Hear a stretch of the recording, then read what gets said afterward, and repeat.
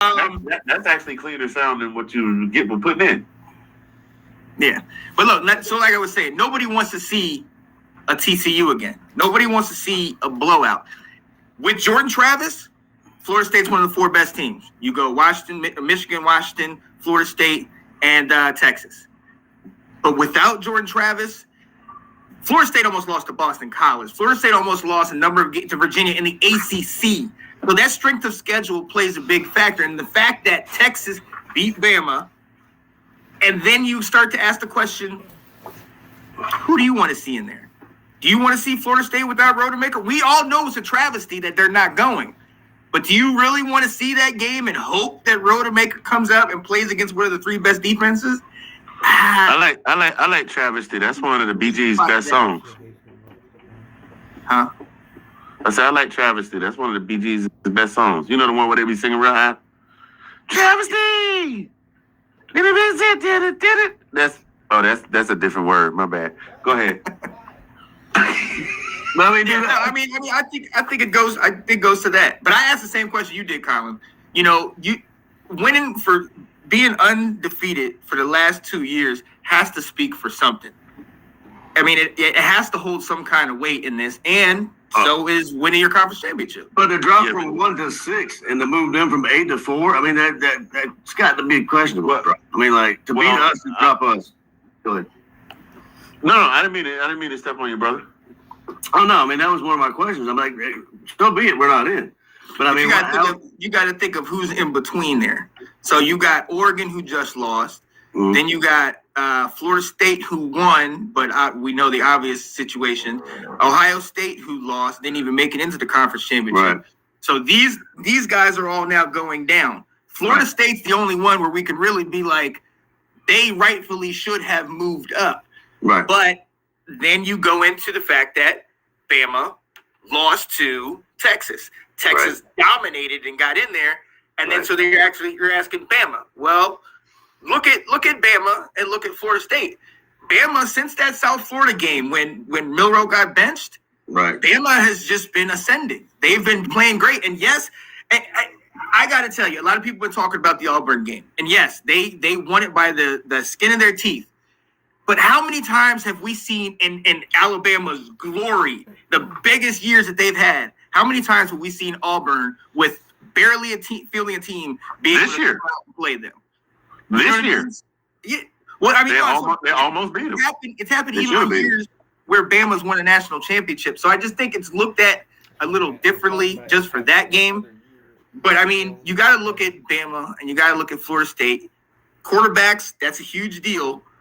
But then also think about the strength of schedule. And that's the only way. I'm trying to tell you how I'm reasoning. Right, but I mean, and to your point though, how are the schools?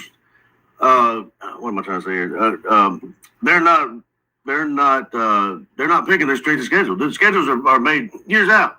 We're not responsible for who we play. We play who's on our schedule. We're not. I mean, that's if we're 55 or 5th.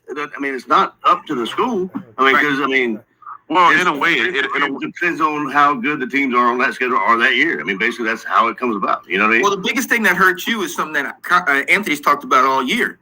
Oklahoma. Had you guys gotten that game played and won that game, then you don't drop. In my opinion, I think that's the biggest difference. Because when you look at your schedule, we can go with Missouri. We can say, yes, they are one of those teams. We can say Ole Miss. Yep. You know, they only lost to you guys in Bama. But who else can we really look at on the schedule and be like, oh, it's not your fault. It's not your fault. But that's how they judge it, is what I'm saying. Yeah. It's because that's everybody. Like, you look at Michigan. Michigan's the same thing. Who has Michigan played all year long? You know what I mean? They haven't played anybody, but you win all your games. You win your conference championship. That's one of the things. Then you start to say, how have you looked all year? There's all these other crazy factors where it's just like, come on, guys. And then at the end of the day, it's however many random guys in a room. But I'm saying, like, all these crazy stipulations, how many of them are actually being looked at? Yes. You know what I'm saying? They aren't. I mean, it's a popularity. I mean, for the most part, it seems like. You know what I mean? You check undefeated or this, that, other thing, and it's like, oh, well, we're going to put these people in because they draw the most draw the most the crowd and the most money. You know what I'm saying? The way the committee did Florida State made me almost yearn for the days of the BCS when it was just the bean counters with the computers. Yeah. Yeah. Now they got it wrong too from time to time, and that's why everybody Absolutely. we need this, and then they go to this. Look, we all hope the 12-team tournament's going to be the answer, I think but as long as you got people like this making the decisions somewhere, they're going to flub it up.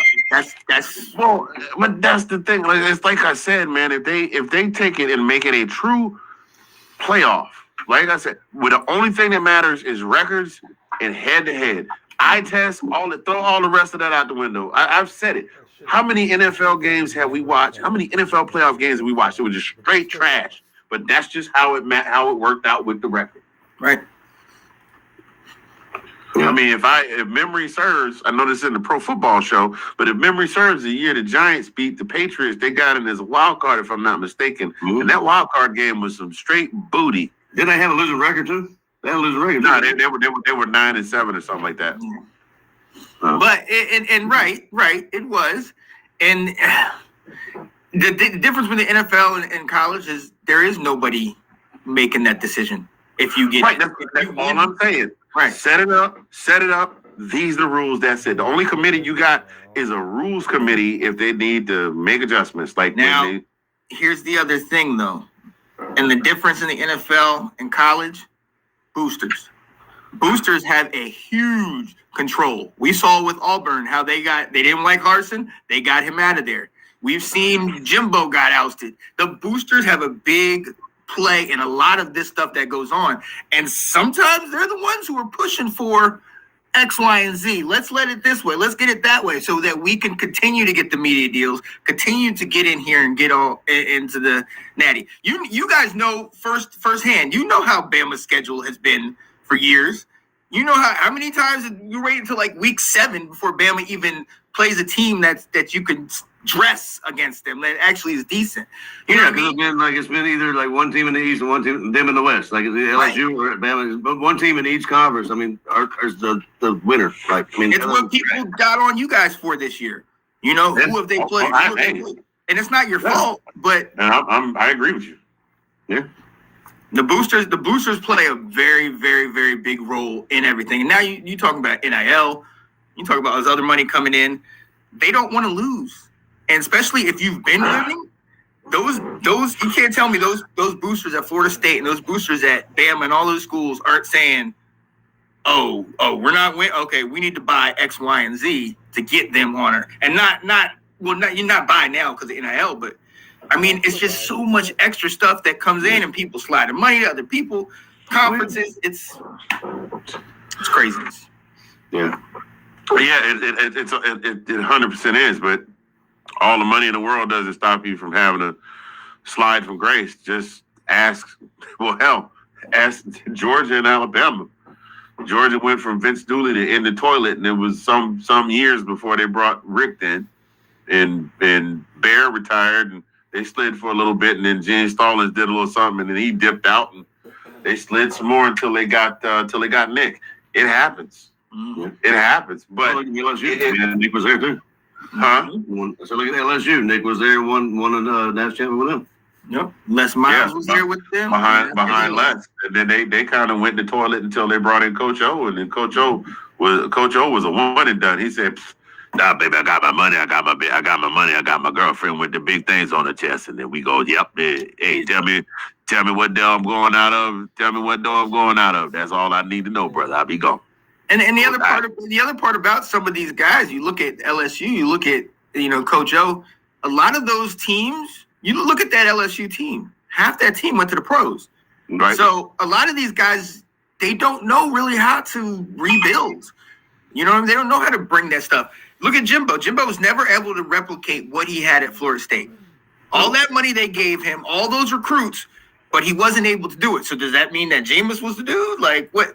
So these guys don't. Well, it's not as easy as pretty decent. But anyway, go ahead. I was saying it's not as easy as Kirby and Saban and all those guys make it look. It's very difficult. You know.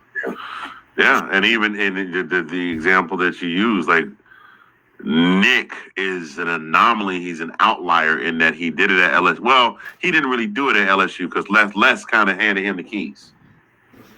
But he still managed to not crash the car, and then he comes over to Bama and he does it over here.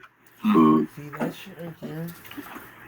Only matter of fact, only person I can think of that, not that this will put him on GOAT status, but that's been able to really replicate at more than one school is our guy lap dance, Urban Meyer. Oh, winning national. Yeah, Florida. Yeah. Now if we're talking about success, I mean we might need to go to Kelly. Eddie Robin, huh? We need to go to the coach of LSU, Brian Kelly. Oh, Brian Kelly. Regardless of how we look at, I know how I've heard how y'all talk about Notre Dame. I get it, and they haven't done themselves any favors by getting blown out in the CFP, but they're still 10-win perennially with this guy over there, even though he couldn't get over the hump. And then we all watched that first game, and then him going into halftime. I know you got that clip where he's saying, "Well, that's it." But look what he's been able to do since then. I mean, Daniels is potentially a Heisman. Right. For sure. He ain't much taller than the Heisman to be. You see how Jalen Carter picked him up.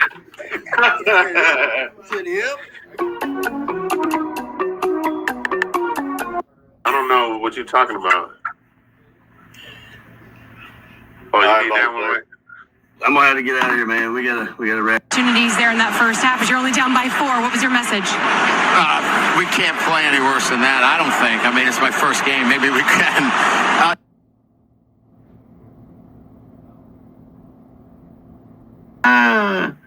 Yo, that is the college football equivalent of the kid at McDonald's going, "Sorry, I don't know how to ring you up. I'm new. It's my first day." Yeah, we could get you the shake machine is broken, but you made a shake for lunch. I wasn't supposed to tell you that. I'm sorry, I'm new. Anyway, that's exactly what that was right there. So, anyway, listen, Sean, why don't you listen real quick? We're gonna run through the 2-minute warning because we ran real long tonight, and then we'll get on up out of here. So we'll just get right into it. I'm not gonna play that. You know what? I'm gonna do it. I'm going to do it. We're going to go ahead and we're going to do it. We're going to do it right.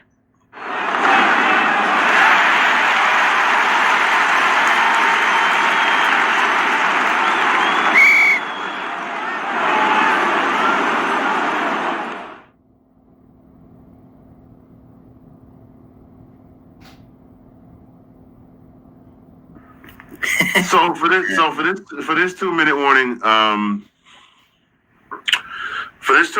I kind of just want to keep along the same vein of what we've been talking about.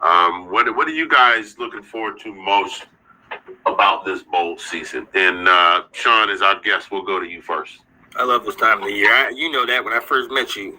You know, I love this time of the year because there's so many teams that you're never going to see all throughout the season that you'll finally see right now. My Liberty Flames, like 2 hours south, and they're here, undefeated, man, getting to play Oregon. I'm so excited to see that and see if they bring their guys in. JMU, you know, they got eligible. They were able to get in one. I'm excited to see all of these different games. New Mexico State, all these different teams that you might not see because for the most part, they'll probably have their guys playing. So I love that. Yeah, and they unfortunately a lot of those teams play in obscurity just because they don't get they don't get that mad television love. You got to go like the ESPN 17 to see them play, something like that, or TV One after the reruns of Soul Train go off. The one with New Edition for their first time coming on Soul Train before they had facial hair. All right, Colin P, coming to you. Same question, sir. Oh, we're gonna do the piggyback thing. No, I'm happy to see all these games too. What's disheartening me sometimes these guys, and I understand why it is that these guys opt not to play in these games, and I get it. But if you're wanting to watch a team or a game that you're actually excited to watch, and the prolific players aren't there, that's kind of a letdown. But at the same point, I understand why they do it. They're looking to be healthy, but yeah, I'm looking to see. Same as Sean said, like you get to see all these teams that had good seasons, and you get to see them actually that otherwise wouldn't see them. They get on their their time to shine, and you know, they get their time on the stage. So yeah, I would agree totally. Yep. What am I looking forward to seeing this bowl season?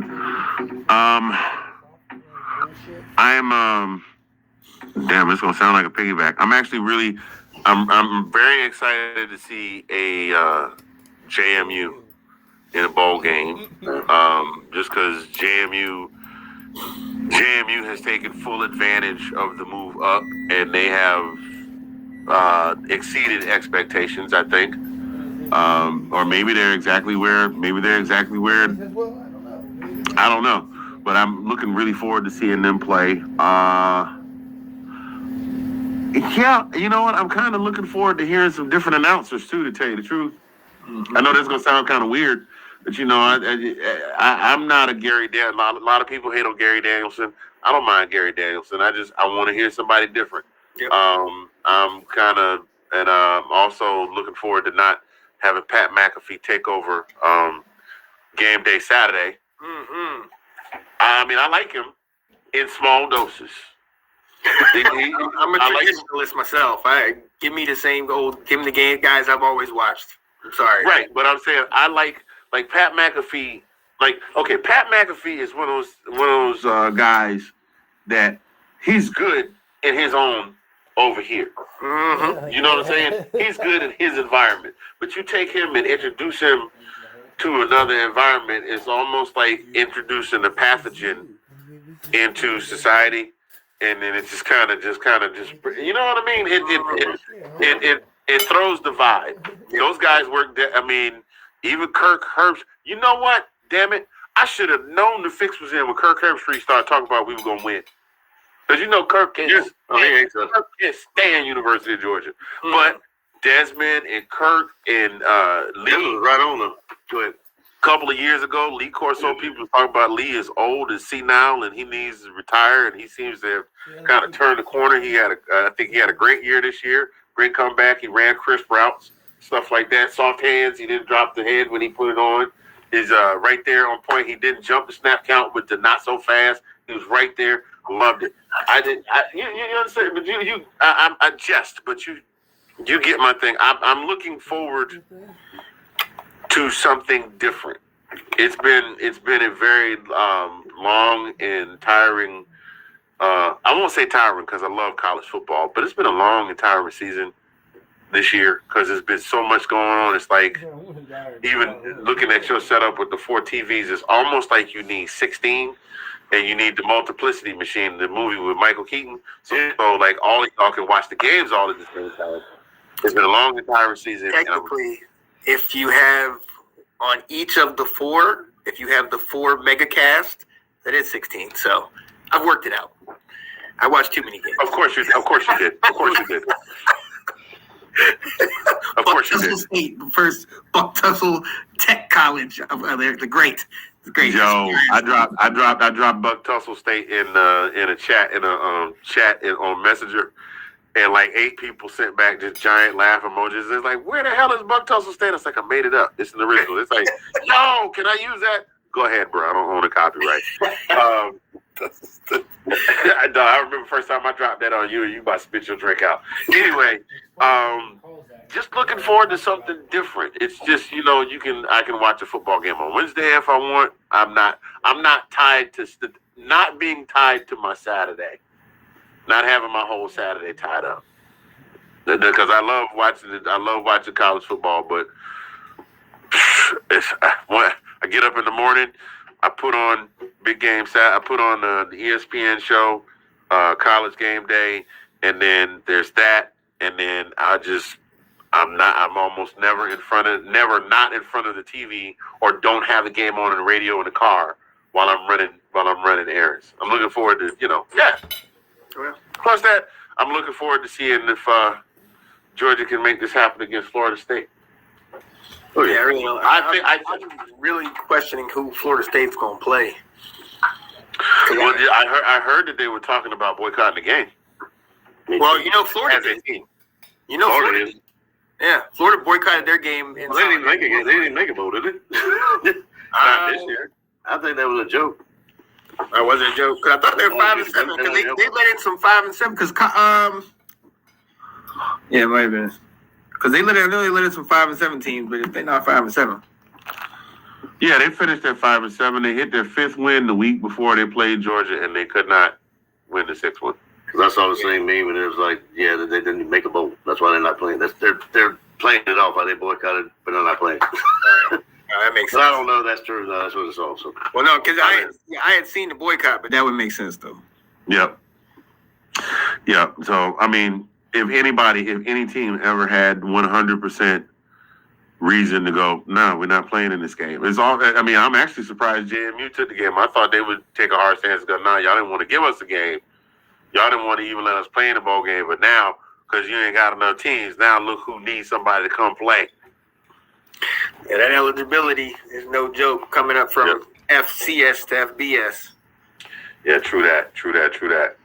Well, listen, let's go ahead and call this one a wrap because we sitting here talking, and I for a second I was like, did I sign off already? Ladies and gentlemen, we appreciate you joining us for this week's edition of This Week in UGA Football. It has been an extra long show because we had a lot to say, and we still didn't really say all of it. I mean, we honestly could do a whole college game day on it, but that's, we got jobs and responsibilities and stuff like that. And this man down here at the bottom, he got like 18 jobs. He part Jamaican. So we appreciate you guys tuning in. We will see you all next week. We'll have more stuff, developments leading into the game and all that good stuff. In the meantime, between time, we will catch y'all next Monday. And Sean, you can throw in your Tar Heels if you want to. But Colin and I, go Dogs. Tar Heels.